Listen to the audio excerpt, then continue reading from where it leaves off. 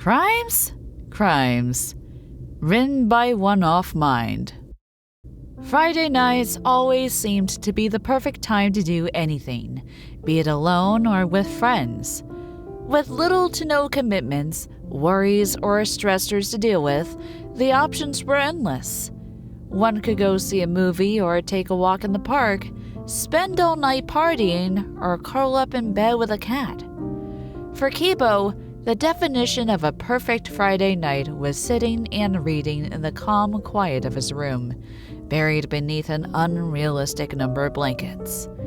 The robot had very little real use for them, given he didn't have the ability to truly feel cold or hot. Regardless, he found the activity comfortable and insisted on enjoying it as often as he could. He had hardly gotten started on the first paragraph of the book before his door came flying open, the doorway suddenly filled with the figure of his roommate. Kiibo! Kokichi. Deep inside, Kiibo knew things could never be so perfect for too long. Come on, we're going out! Kiibo frowned. Going where? All while bouncing excitedly, Kokichi leaned in close as though he were about to share the biggest secret of his life. We're gonna do a B&E! Ignoring the fact that this revelation hardly answered his first question, Kiibo now had a new one. What in the world was Kokichi talking about? It wasn't unusual for him to spout some sort of nonsense, or even come up with a particularly unfathomable lie. But at least those were more than just a couple of random letters. B and E? What was that even supposed to stand for? The more he thought about it, the more confused he seemed to get. But after a few minutes, it finally hit him. Kokichi, no! We can't do that! The human boy giggled, already marching back towards the door. It's too late to change my mind now. You have to come with me, otherwise I'll get myself killed and it'll all be your fault. You'll be alone forever. Kiibo definitely didn't want that. Sure, his friend was a pain in the rear end to deal with most of the time, but there was no way he'd let him die because of it. After much hesitation, he finally gave in, and the two of them wasted no time in leaving. Unfortunately for Kiibo, Kokichi seemed to know exactly what he was doing, if the suspicious bulging bag he had on him was any indication. He wanted to ask about it, but the answer he would receive likely wouldn't have been one he liked, so he kept quiet. The walk to the nearest convenience store was a short one. In fact, it shocked Kiibo that Kokichi wasn't going bigger. In lieu of voicing that thought aloud, though, he decided to share his concerns for what felt like the 100th time. I don't think this is a good idea, Kokichi. I mean, look around us. Someone could walk up at any second. Then I guess we'll have to be quick. But Kiibo looked around. there are security cameras. You're a robot. Fuck up the signal or something. You can do it.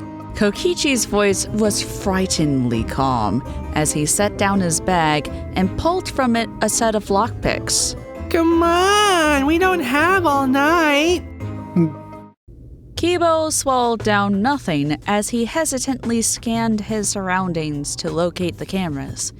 Counting the ones inside the building itself, there were 5. Kiibo walked over to the nearest utility pole and, after resting his hand against it, closed his eyes and concentrated.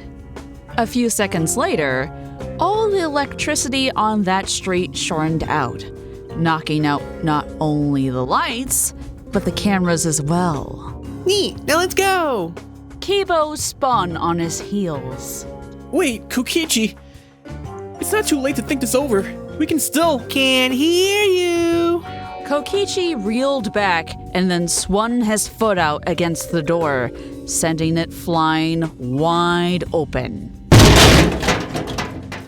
He didn't need to kick the door in.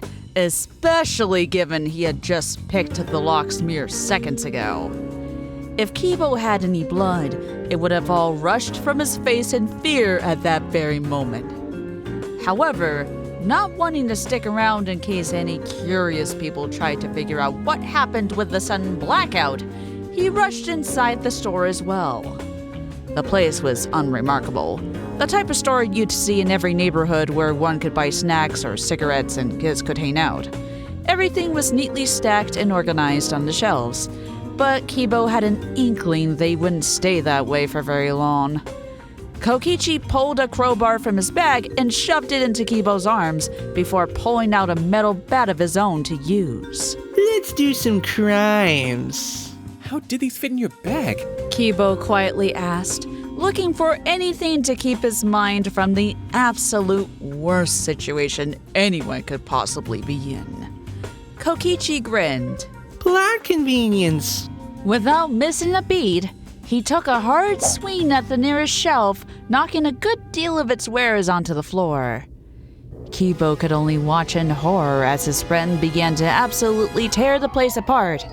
It shocked him how strong this tiny body seemed to be. Shelves toppled over, glass shattered, and the sounds of metal clanging against metal filled the small shop's interior. If Kiibo didn't know better, he had assumed a stampede of sorts was trampling its way through the store. It felt like ages before finally there was dead silence. Kokichi? The robot quietly called into the pitch darkness, clutching his crowbar close to himself.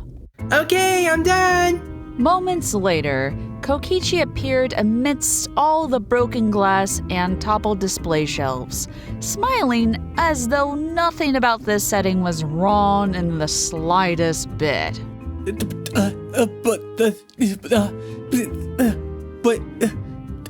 Kiibo sputtered, trying and failing to fully comprehend the situation. You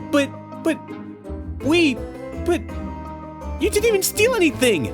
Kokichi stopped in front of the door, still kicked wide open. This is a B&E key, boy. Breaking and entering. He gestured to the demolished store interior. We did the breaking and we did the entering. Now we're doing the leaving before the maintenance people get here to fix the power lines. But what am I even here for?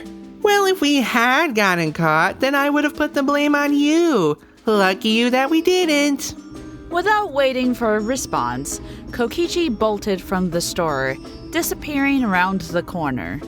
Kiibo just stood there, trying to process the emotional roller coaster he had just been pushed onto without warning. He could have been at home, safe and cozy with an interesting book, wasting the hours of the night turning page after page. But no! Instead, he was here, witnessing the destruction of some random convenience store that the owner would return to in the morning, not only horrified by the state of their shop, but thoroughly perplexed about the fact that nothing had ever been taken. I hate Fridays.